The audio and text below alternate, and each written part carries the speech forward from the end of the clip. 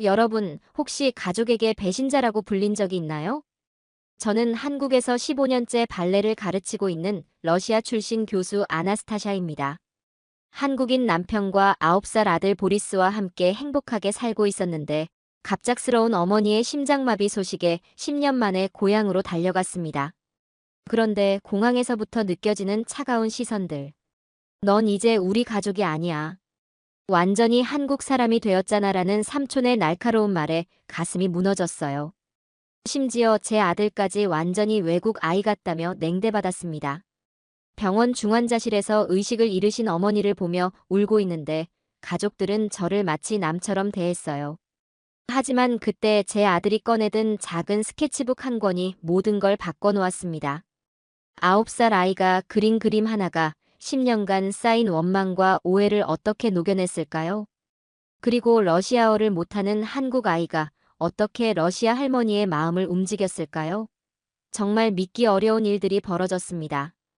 본 영상은 스토리를 재구성한 이야기입니다. 오늘 사연 시작하겠습니다. 구독과 좋아요는 구독자님께 행운을 드립니다. 저는 서울에 있는 한 예술대학교에서 발레를 가르치고 있습니다. 매일 아침 7시면 일어나서 스튜디오로 향하죠. 거울 앞에 서서 학생들에게 발레의 기본 동작부터 고급 테크닉까지 하나하나 가르쳐 줍니다. 플리에, 탕뒤, 그랑바트망. 이런 프랑스어 용어들이 제 입에서 자연스럽게 나와요. 학생들은 처음엔 어려워하지만 점점 아름다운 동작을 완성해 나가는 모습을 보면 정말 뿌듯하거든요. 남편 민수는 한국 사람이에요. 15년 전 제가 유학생일 때 대학교 도서관에서 처음 만났습니다. 그때 저는 한국어도 서툴렀는데 민수가 친절하게 도와주면서 자연스럽게 가까워졌죠. 지금은 아주 다정한 남편이 되었어요. 매일 저녁이면 함께 저녁을 준비하고 아들과 함께 식사를 합니다. 우리 아들 보리스는 올해 9살이에요. 한국에서 태어나고 자란 완전한 한국 아이죠. 한국어를 모국어처럼 사용하고 김치도 잘 먹습니다. 가끔 제가 러시아어로 이야기하면 신기해하면서도 잘 알아들어요. 보리스는 활발하고 그림 그리기를 정말 좋아합니다. 집 벽에는 온통 보리스가 그린 그림들이 붙어 있어요. 저희 가족은 정말 행복했어요. 주말이면 한강공원에 가서 피크닉을 즐기고 보리스와 함께 롯데월드나 에버랜드 같은 곳도 자주 갔습니다.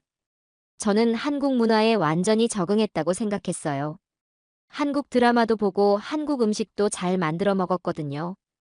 김치찌개나 된장찌개 같은 것도 능숙하게 요리할 수 있었습니다. 그런데 한 가지 아쉬운 점이 있었어요. 러시아에 있는 가족들과는 점점 연락이 뜸해지고 있었거든요. 처음엔 자주 전화도 하고 편지도 주고받았는데 시간이 지나면서 서로 바쁘다는 핑계로 연락 횟수가 줄어들었습니다. 특히 어머니와는 거의 1년에 한두 번 정도만 안부 전화를 할 정도였어요. 어머니는 시골 마을에서 혼자 살고 계셨습니다. 아버지는 제가 한국에 온 지 5년 만에 돌아가셨거든요. 그때도 코로나 때문에 장례식에 참석하지 못했어요. 정말 마음이 아팠지만 어쩔 수 없었습니다. 언니 올가와 사촌들이 어머니를 잘 돌봐주고 있다고 해서 안심하고 있었어요. 한국에서의 일상은 정말 평화로웠습니다.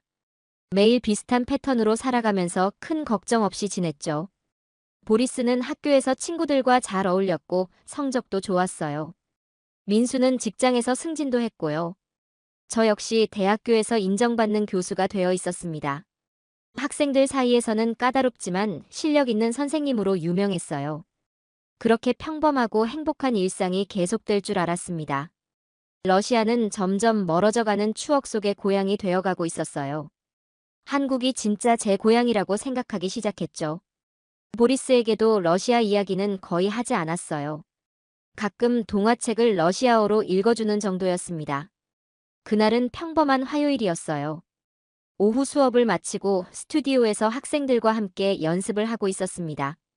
다음 주에 있을 정기 공연 준비로 모든 학생들이 열심히 연습하고 있었어요.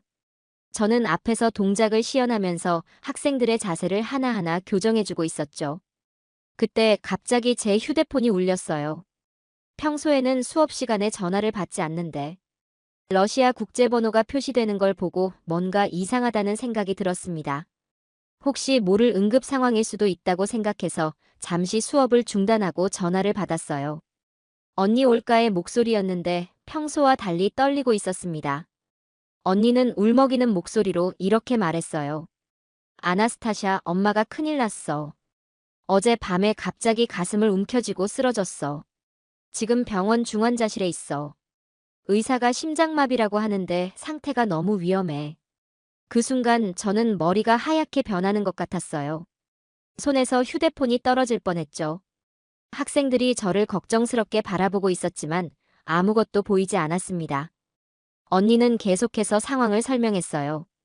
어머니가 밤새 의식을 잃어버렸다가 아침에 잠깐 깨어나셨는데 아나스타샤를 찾으셨다고 했습니다. 언니가 말했어요. 엄마가 계속 아나스타샤 이름을 부르셔. 보고 싶다고 하셔. 너 언제 올 수 있어? 솔직히 말하면 의사가 시간이 많지 않을 수도 있다고 했어. 저는 그 자리에서 주저앉고 싶었어요. 지난 10년 동안 어머니를 한 번도 뵙지 못했거든요. 코로나가 터지기 전에도 바쁘다는 핑계로 계속 미뤄왔어요. 이제 와서 어머니가 위험하다는 소식을 듣고 나니까 그동안 제가 얼마나 불효한 딸이었는지 깨달았습니다. 학생들에게 급히 수업을 마친다고 했어요. 다들 제 상태가 심상치 않다는 걸 알아차리고 걱정해줬지만 자세한 설명은 할 수가 없었습니다. 스튜디오를 나와서 복도에서 언니와 계속 통화했어요. 올가 언니는 어머니의 상태를 자세히 설명해줬어요. 심장의 주요 혈관이 막혔다고 했습니다. 수술을 받으셨지만 워낙 나이가 많으시고 몸이 약해서 회복이 쉽지 않을 거라고 의사가 말했대요. 지금은 생명 유지장치에 의존하고 계신 상태였습니다. 저는 즉시 한국으로 돌아가서 민수에게 상황을 설명했어요. 민수는 저보다 더 놀라면서 당장 러시아행 비행기 표를 알아보자고 했습니다. 하지만 문제가 있었어요. 러시아까지는 직항편이 없어서 경유를 해야 했고 최소 하루는 걸릴 것 같았거든요. 그날 밤 저는 잠을 한숨도 자지 못했어요. 어머니의 얼굴이 자꾸 떠올랐습니다. 마지막으로 본 어머니의 모습은 공항에서 저를 배웅해 주시던 모습이었어요. 그때 어머니는 울면서 자주 연락하라고 당부하셨는데 저는 제대로 지키지 못했죠. 다음 날 아침 일찍 여행사에 연락해서 러시아행 항공편을 예약했습니다. 가장 빠른 항공편은 이틀 뒤 출발이었어요. 터키 이스탄불을 경유해서 가는 길이었죠. 총 이동 시간만 15시간이 넘었습니다. 정말 답답하고 초조했어요. 보리스에게는 어떻게 설명해야 할지 고민이 많았습니다. 지금까지 러시아 할머니 이야기를 자주 하지 않았거든요. 보리스는 외할머니 외할아버지는 잘 알지만 제 어머니에 대해서는 거의 모르는 상태였어요. 사진으로만 몇 번 본 게 전부였습니다. 저녁 식사 시간에 보리스에게 조심스럽게 말을 꺼냈어요. 보리스야, 엄마가 너에게 중요한 이야기를 해야겠어. 엄마의 엄마, 그러니까 너의 할머니가 러시아에 계셔. 그런데 할머니가 많이 아프셔서 엄마가 가서 돌봐드려야 할 것 같아. 보리스는 처음에는 잘 이해하지 못하는 것 같았어요. 그동안 할머니 이야기를 거의 들어보지 못했으니까요. 러시아가 어디에 있는지도 정확히 모르고 있었습니다. 저는 지구본을 가져와서 한국과 러시아의 위치를 보여줬어요. 보리스가 물어봤어요. 엄마, 그럼 우리가 러시아에 가는 거야? 거기서 얼마나 있을 거야? 러시아는 추워. 저는 보리스의 질문에 답해주면서도 마음이 복잡했어요. 러시아 날씨도 걱정이었고 언어 문제도 있었거든요. 보리스는 한국어와 약간의 영어는 할 수 있지만 러시아어는 거의 못해요. 제가 가끔 러시아어로 말하면 알아듣긴 하지만 대화하기는 어려운 수준이었습니다. 러시아 가족들과 제대로 소통할 수 있을지 걱정이 됐어요. 민수는 회사에 휴가를 내고 함께 가겠다고 했지만 저는 혼자 가기로 결정했습니다. 민수도 직장일이 있고 보리스도 학교를 너무 오래 빼먹으면 안 될 것 같았거든요. 하지만 보리스만큼은 꼭 데려가고 싶었어요. 어머니가 보고 싶어 하실 것 같았거든요. 짐을 싸면서 무엇을 가져갈지 고민이 많았어요. 러시아는 한국과 기후가 다르니까 옷도 다시 준비해야 했고요. 보리스 옷도 따뜻한 것들로 챙겨야 했습니다. 그리고 어머니께 드릴 선물도 생각해야 했어요. 한국에서 인기 있는 홍삼이나 김 같은 것들을 챙겼어요. 어머니가 좋아하실 만한 한국 전통차도 몇 개 골라서 넣었습니다. 보리스를 위해서는 좋아하는 과자들과 그림 그리는 도구들을 챙겼어요. 출발 전날 밤 언니 올가에게 전화했어요. 어머니 상태가 조금 나아졌다고 했습니다. 의식도 깨어나시고 음식도 조금씩 드실 수 있다고 했어요. 정말 다행이라고 생각했지만 여전히 안심할 수는 없는 상황이었습니다. 올가 언니가 말했어요. 그런데 아나스타샤 미리 말해두는데 가족들 반응이 좀 복잡할 거야. 너가 10년 동안 한 번도 안 왔잖아. 사촌들이나 친척들이 좀 서운해하고 있어. 특히 삼촌들이 많이 섭섭해해. 그 말을 듣고 저는 마음이 더 무거워졌어요. 그동안 연락을 자주 하지 않았던 것이 이렇게 큰 문제가 될 줄은 몰랐거든요. 하지만 어머니를 뵙는 것이 가장 중요했으니까 다른 건 나중에 생각하기로 했습니다. 인천공항에서 출발해서 15시간이 넘는 긴 여행 끝에 드디어 러시아 모스크바 공항에 도착했습니다. 보리스는 처음 타는 장거리 비행기여서 힘들어했지만 잘 따라와 줬어요. 공항에서 다시 국내선으로 갈아타서 어머니가 계신 시골 도시까지 가야 했습니다. 공항에는 언니 올가와 사촌 형 이반이 마중 나와 있었어요. 10년 만에 만나는 가족이었는데 예상했던 것과는 분위기가 달랐습니다. 올가 언니는 저를 반갑게 안아줬지만 이반 형은 그냥 고개만 끄덕였어요. 이반 형이 보리스를 보더니 러시아어로 이렇게 말했어요. 이 아이가 아나스타샤 아들이구나. 완전히 한국 아이처럼 생겼네. 러시아어 할 줄 알아. 보리스는 무슨 말인지 알아듣지 못해서 저에게 물어봤어요. 삼촌이 뭐라고 하는 거야? 저는 보리스에게 러시아어로 인사하라고 했지만 보리스는 부끄러워하면서 숨어버렸어요. 이반 형은 씁쓸한 표정을 지었습니다. 한국에서 살다 보니 러시아어도 까먹었나 보네. 이런 식으로 중얼거렸어요. 공항에서 집까지 가는 차 안에서 분위기가 많이 어색했어요. 올가 언니는 어머니 상태에 대해서 설명해줬지만 이반 형은 계속 무뚝뚝했습니다. 보리스는 창밖 풍경을 신기하게 바라보면서 한국과 다른 점들을 저에게 속삭였어요. 어머니가 계신 집에 도착했는데 생각보다 많은 친척들이 모여 있었어요. 삼촌 두 분과 고모, 그리고 사촌들까지 총 10명 정도가 있었습니다. 저를 보자마자 다들 복잡한 표정을 지었어요. 삼촌이 가장 먼저 입을 열었어요. 아나스타샤 10년 만이네. 우리 어머니가 돌아가실 뻔하니까 그제서야 나타났구나. 그동안 어디서 뭐하고 살았어? 전화 한 통 제대로 안 하더니. 저는 그 말에 정말 가슴이 아팠어요. 변명할 말도 없었거든요. 정말로 그동안 가족들과 연락을 소홀히 했던 게 사실이었으니까요. 죄송하다고 말했지만 삼촌의 표정은 풀리지 않았습니다. 고모가 보리스를 보더니 이렇게 말했어요. 이 아이가 손자구나. 그런데 완전히 외국 아이같이 생겼네. 러시아인 같지가 않아. 한국에서 살다 보니 이렇게 되나. 보리스는 무슨 말인지 몰라서 저를 바라봤어요. 사촌 누나 마리아가 냉정하게 말했어요. 아나스타샤 솔직히 말해서 우리는 너를 많이 원망했어. 할머니가 얼마나 너를 그리워하시는지 알아. 매일 아나스타샤 언제 오냐고 물어보셨어. 그런데 너는 한국에서 잘 살고 있으면서 연락도 안 하고. 저는 정말 죄송하다고 몇 번이나 사과했지만 분위기는 나아지지 않았어요. 보리스는 주변 상황을 이해하지는 못했지만 뭔가 어색한 분위기라는 것은 느꼈는지 제 옆에 바짝 붙어 있었습니다. 이반 형이 날카롭게 말했어요. 너는 이제 한국 사람이지. 러시아는 그냥 태어난 곳일 뿐이고 진짜 고향은 한국이잖아. 우리를 가족이라고 생각하지도 않는 것 같은데 왜 지금 와서 나타났어? 그 말이 정말 가슴에 박혔어요. 저는 한국에서 살면서도 항상 러시아를 고향이라고 생각했거든요. 하지만 가족들 입장에서는 제가 그들을 버리고 떠난 사람으로 보였던 것 같습니다. 어머니를 먼저 뵙고 싶었지만 가족들은 저녁을 먹고 나서 병원에 가자고 했어요. 그래서 어쩔 수 없이 집에서 하룻밤을 보내기로 했습니다. 제가 어렸을 때 살던 집이었는데 10년 사이에 많이 낡아 있었어요.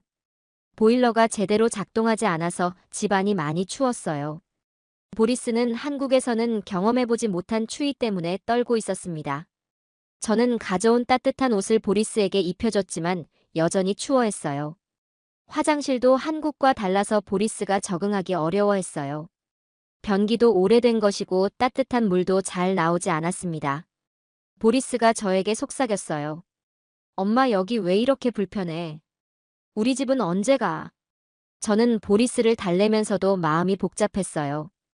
어릴 때는 이런 환경이 당연하다고 생각했는데 한국에서 살다 보니까 확실히 생활 수준의 차이를 느끼게 됐거든요. 하지만 보리스 앞에서는 내색하지 않으려고 노력했습니다. 저녁 식사 시간이 됐는데 올가 언니가 전통 러시아 음식을 준비해줬어요. 보르시와 블리니, 그리고 소고기 스트로가노프 같은 것들이었습니다. 어릴 때 먹던 맛이라서 저는 반가웠지만 보리스는 낯설어했어요. 보리스가 조심스럽게 물어봤어요. 엄마 김치는 없어. 밥은 어디 있어? 저는 당황해서 보리스에게 러시아 음식도 맛있으니까 한번 먹어보라고 했습니다. 하지만 보리스는 익숙하지 않은 맛 때문에 많이 먹지 못했어요. 사촌들이 그 모습을 보더니 수군거리기 시작했어요. 마리아가 이반에게 말했어요.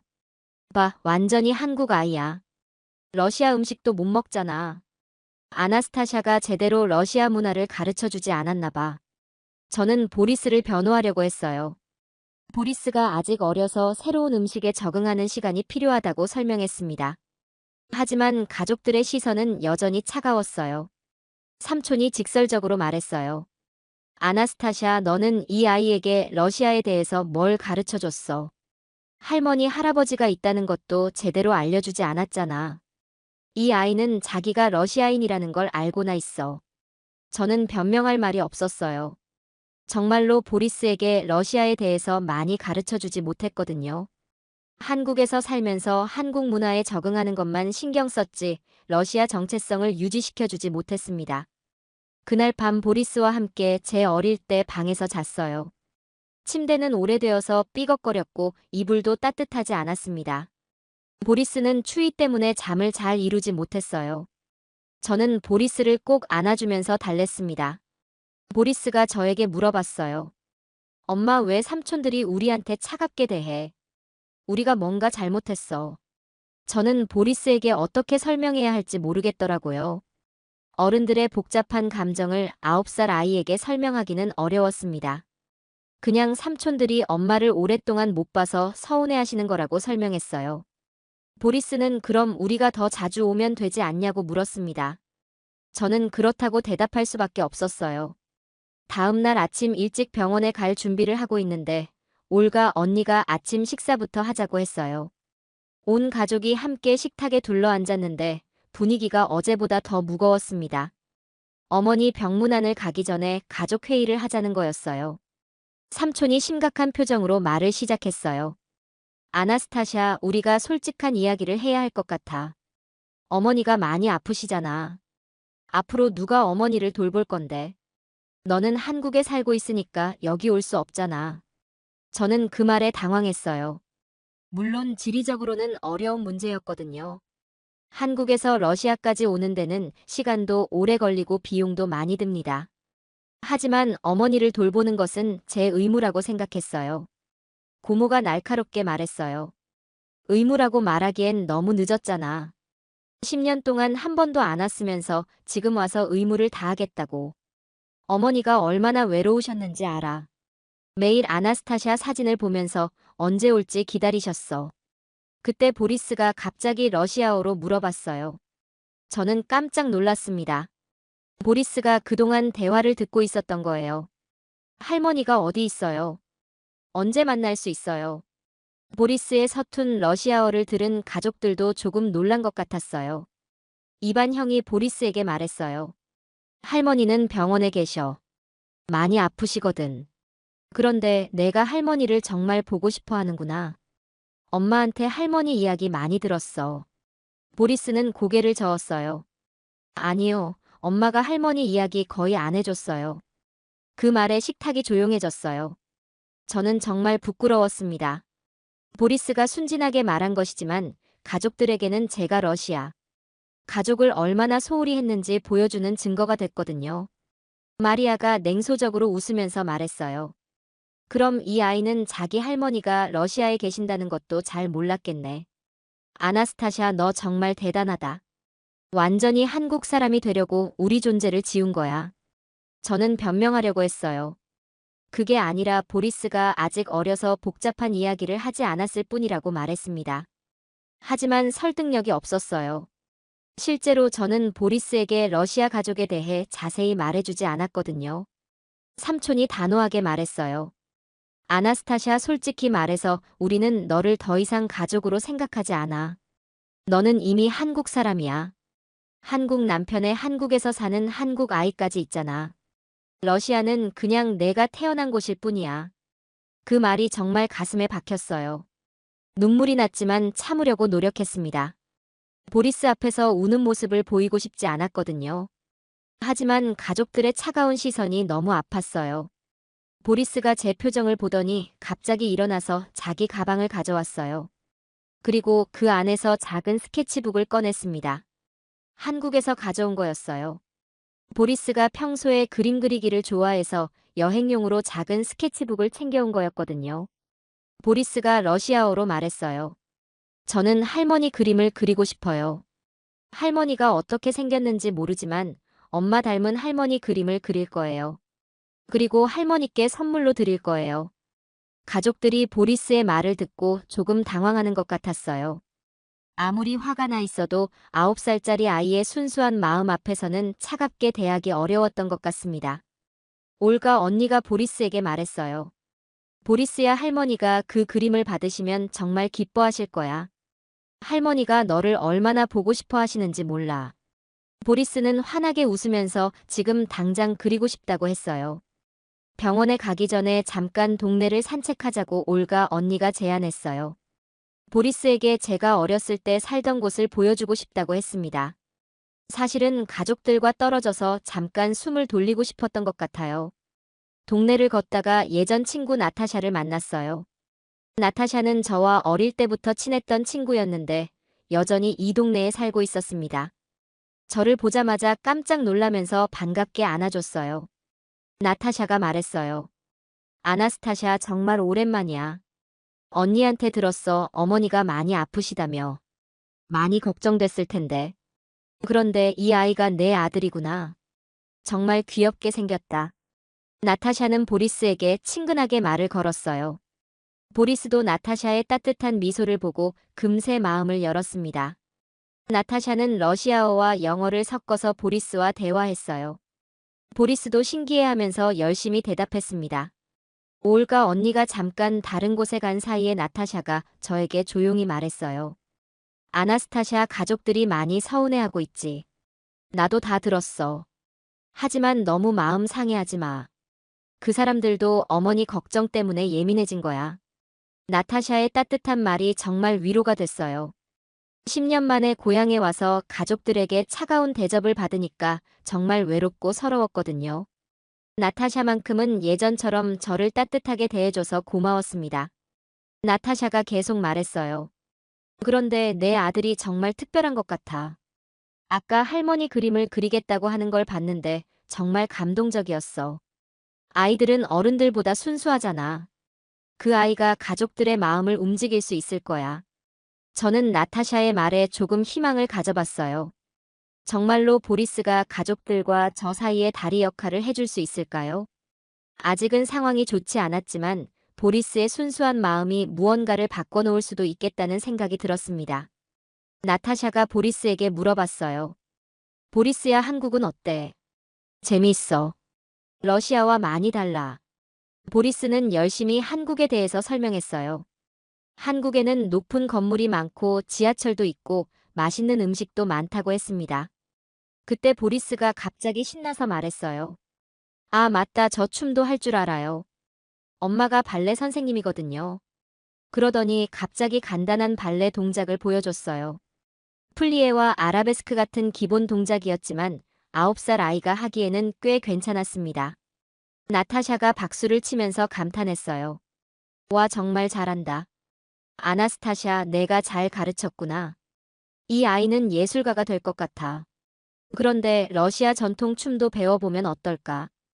우리 동네에 민속 춤 동아리가 있거든. 저는 그 제안이 좋다고 생각했어요. 보리스가 러시아 문화를 경험해보는 것도 의미 있을 것 같았거든요. 하지만 가족들이 허락할지는 확신이 서지 않았습니다. 나타샤가 저에게 조언해줬어요. 아나스타샤, 너무 조급해하지 마. 가족들도 시간이 지나면 마음이 풀릴 거야. 특히 내 아들을 보면서 생각이 바뀔 수도 있어. 아이는 죄가 없잖아. 그리고 어머니께서 깨어나시면 분위기도 달라질 거야. 드디어 병원에 갈 시간이 됐어요. 온 가족이 함께 병원으로 향했는데 저는 정말 떨렸습니다. 10년 만에 어머니를 뵙는 순간이었거든요. 보리스도 처음 만나는 할머니를 생각하니까 긴장하고 있었어요. 병원 중환자실 앞에서 간호사가 면회 시간과 인원을 제한한다고 했어요. 한 번에 2명씩만 들어갈 수 있다고 했습니다. 올가 언니가 저와 보리스가 먼저 들어가라고 했어요. 가족들은 밖에서 기다리겠다고 했습니다.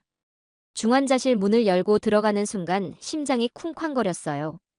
침대에 누워 계신 어머니를 보는 순간 눈물이 터졌습니다. 10년 사이에 많이 늙으셨더라고요. 머리카락도 하얗게 변했고 얼굴도 많이 마르셨어요. 어머니는 눈을 감고 계셨는데 저희가 들어오는 소리를 듣고 천천히 눈을 뜨셨어요. 저를 보시더니 힘없는 목소리로 말씀하셨습니다. 아나스타샤, 정말 너구나. 꿈이 아니지. 내가 죽기 전에 한 번 더 볼 수 있을 줄 몰랐어. 저는 어머니 손을 잡고 울었어요. 정말 죄송하다고, 그동안 연락을 자주 못 드려서 죄송하다고 계속 사과했습니다. 어머니는 괜찮다고 하시면서 제 손을 꼭 잡아주셨어요. 어머니가 보리스를 보시더니 눈을 크게 뜨셨어요. 이 아이가 내 손자구나. 사진으로만 봤는데 실제로 보니까 정말 예쁘게 생겼네. 보리스야, 할머니한테 와볼래.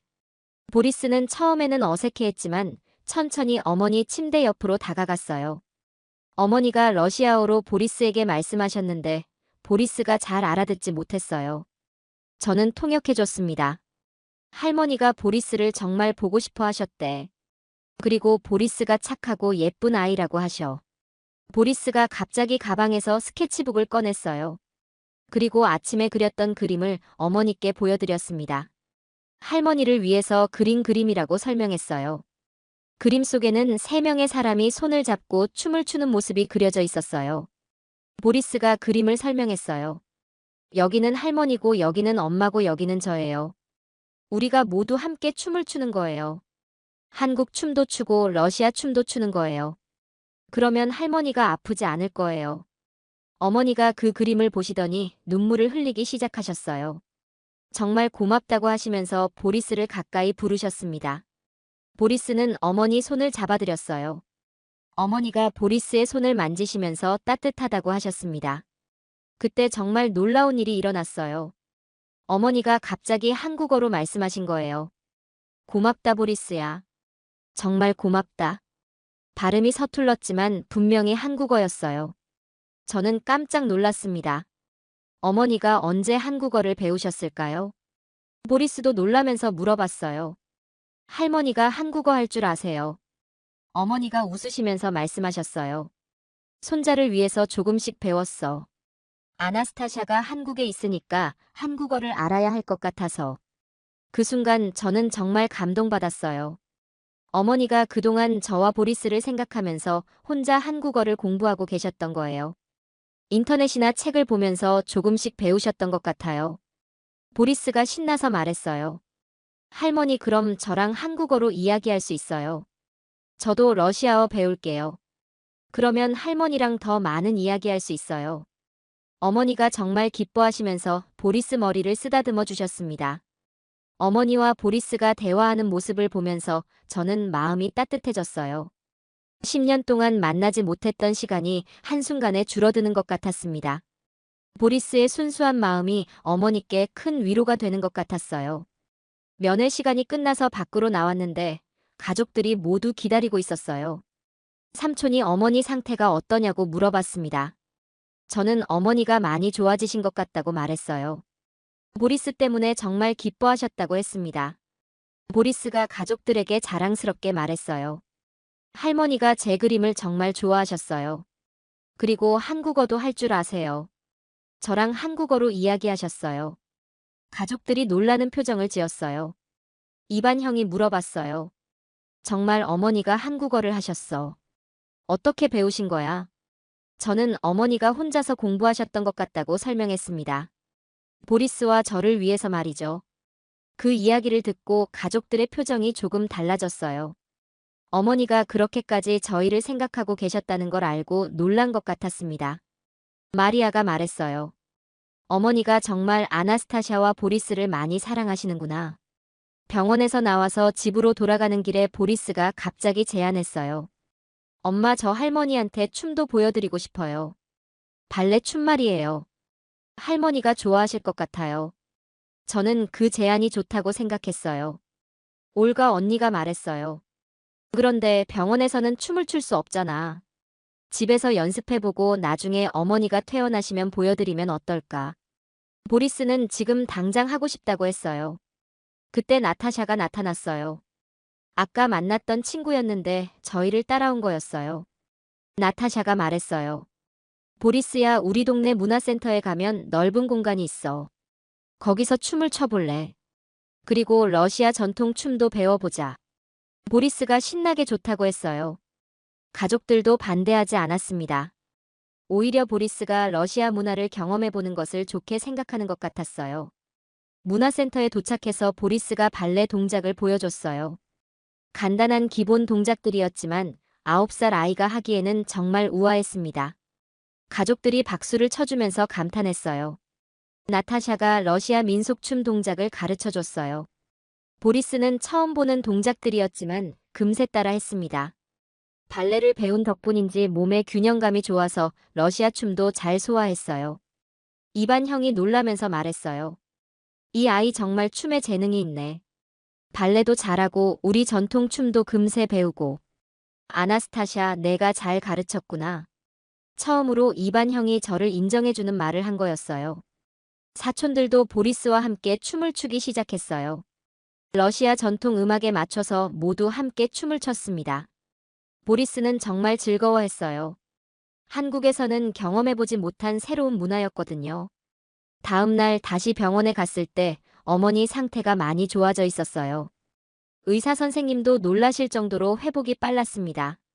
어머니가 보리스를 보시더니 정말 반가워하셨어요. 보리스가 어머니께 말했어요. 할머니, 저 어제 러시아 춤 배웠어요. 삼촌들이 가르쳐 주셨어요. 그리고 할머니께 보여드리고 싶어요.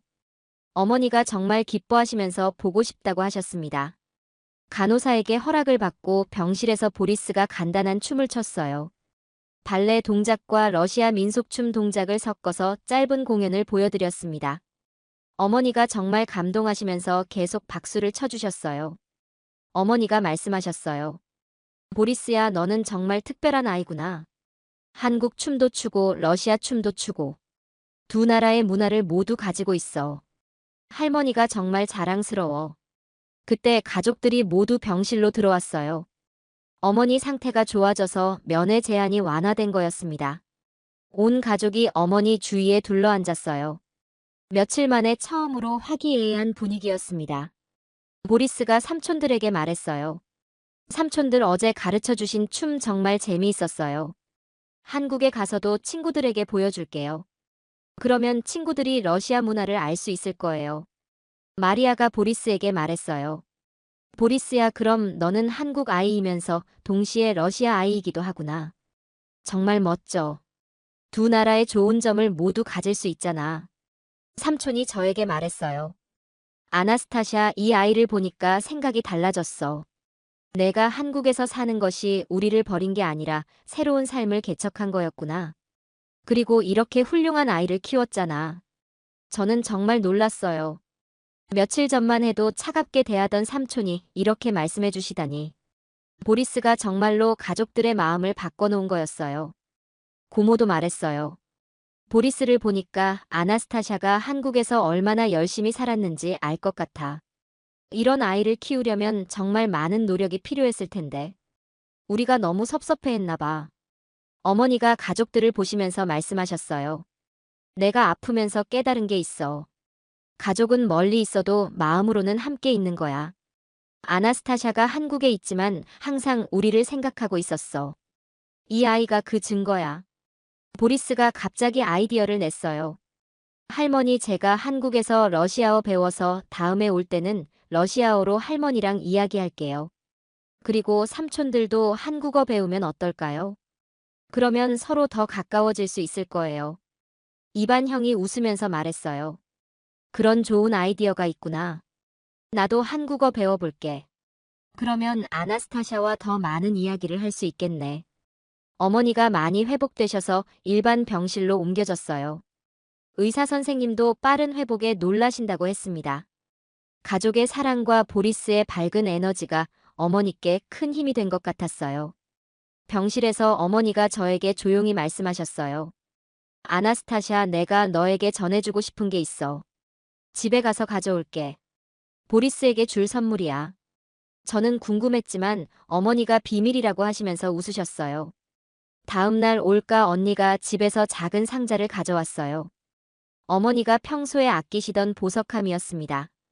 어머니가 보리스를 부르시더니 상자를 열어서 보여주셨어요. 상자 안에는 아름다운 은색 목걸이가 들어있었어요. 러시아 전통 문양이 새겨진 펜던트가 달린 목걸이였습니다. 어머니가 젊을 때부터 아끼시던 것이라고 올가 언니가 설명해줬어요. 어머니가 보리스에게 말씀하셨어요. 보리스야, 이것은 우리 가족의 전통 목걸이야. 할머니가 젊을 때 할머니의 할머니께서 주신 거예요. 이제 내가 가져야 할 차례야. 보리스가 놀라면서 물어봤어요. 정말 제가 가져도 돼요? 너무 귀한 것 같은데요. 어머니가 웃으시면서 말씀하셨어요. 너는 우리 가족의 소중한 손자야. 당연히 내 것이야. 어머니가 계속 말씀하셨어요. 이 목걸이를 차고 있으면 내가 어디에 있든지 러시아 할머니가 함께 있는 거야. 그리고 너는 한국 아이이면서 동시에 러시아 아이라는 걸 잊으면 안 돼. 두 나라 모두 내 고향이야. 보리스가 목걸이를 받아들면서 눈물을 글썽거렸어요. 할머니, 정말 고마워요. 저 이 목걸이 평생 간직할게요. 그리고 친구들에게도 자랑할 거예요. 제가 러시아 할머니가 있다고 말할게요. 어머니가 저에게도 말씀하셨어요. 아나스타샤, 너도 마찬가지야. 한국이 내 집이지만 러시아도 영원히 내 고향이야. 거리는 멀어도 마음은 항상 연결되어 있어. 이제 그걸 잊지 마. 가족들이 모두 그 모습을 지켜보면서 감동받고 있었어요. 삼촌이 말했어요. 어머니가 평생 아끼던 목걸이를 보리스에게 주시다니. 정말 보리스를 많이 사랑하시는구나. 마리아가 보리스에게 말했어요. 보리스야, 이제 너는 우리 가족의 정식 멤버야. 이 목걸이가 그 증거고. 언제든지 러시아에 놀러와. 우리가 항상 기다리고 있을게. 보리스가 목걸이를 목에 걸고 거울을 보더니 정말 기뻐했어요. 엄마, 저 정말 멋져 보여요. 이제 저도 진짜 러시아 사람 같아요. 그런데 동시에 한국 사람이기도 하죠. 이반 형이 웃으면서 말했어요. 맞아, 보리스야. 너는 두 나라를 연결하는 다리 같은 존재야. 정말 특별한 아이야. 우리가 너를 통해서 한국에 대해서도 많이 배울 수 있을 것 같아. 어머니가 저에게 조용히 말씀하셨어요. 아나스타샤, 이번에 와서 정말 고마웠어. 보리스를 만날 수 있어서 너무 행복해. 그리고 우리 가족들도 마음을 열게 되었잖아. 이 아이가 정말 기적을 만들었어. 나타샤도 병문안을 왔는데 보리스의 목걸이를 보고 감탄했어요.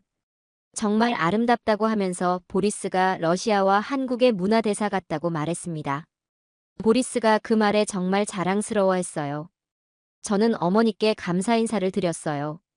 어머니 덕분에 보리스가 자신의 정체성을 찾을 수 있을 것 같다고 말씀드렸습니다. 그리고 앞으로는 더 자주 연락드리고 방문하겠다고 약속했어요. 어머니가 말씀하셨어요. 아나스타샤, 너무 부담 갖지 마. 내가 한국에서 행복하게 사는 것이 가장 중요해. 다만 가끔 연락하고 보리스가 러시아를 잊지 않게만 도와줘. 러시아에서 보낸 일주일이 정말 빨리 지나갔어요. 어머니의 건강도 많이 회복되셨고 가족들과의 관계도 완전히 달라졌습니다. 처음에는 차갑게 대하던 가족들이 이제는 정말 따뜻하게 저희를 대해줬어요. 떠나는 날 아침 가족들이 모두 공항까지 배웅 나왔어요. 어머니도 휠체어를 타고 나오셨습니다. 의사 선생님이 짧은 외출은 괜찮다고 허락해 주신 거였어요. 보리스가 가족들과 일일이 포옹하면서 작별 인사를 했어요. 러시아어로 또 만나요라고 말하는 보리스를 보니까 정말 감동스러웠습니다. 일주일 만에 러시아어도 많이 늘었고 러시아 문화에 대한 애정도 생겼거든요. 삼촌이 보리스에게 말했어요. 보리스야, 한국에 가서도 러시아 춤 연습하는 거 잊지 마. 다음에 올 때는 더 멋진 춤 보여줘. 그리고 한국 친구들에게도 러시아에 대해서 많이 알려줘. 이반 형이 저에게 사과했어요. 아나스타샤, 처음에 너무 차갑게 대해서 미안했어. 우리가 섭섭한 마음에 그랬던 거야. 하지만 보리스를 보면서 내가 얼마나 훌륭한 엄마인지 알게 됐어. 마리아도 말했어요. 보리스 덕분에 우리가 편견을 버릴 수 있었어. 거리가 멀다고 가족이 아닌 게 아니구나. 마음으로 연결되어 있으면 언제나 가족이야. 어머니가 보리스를 꼭 안으시면서 말씀하셨어요.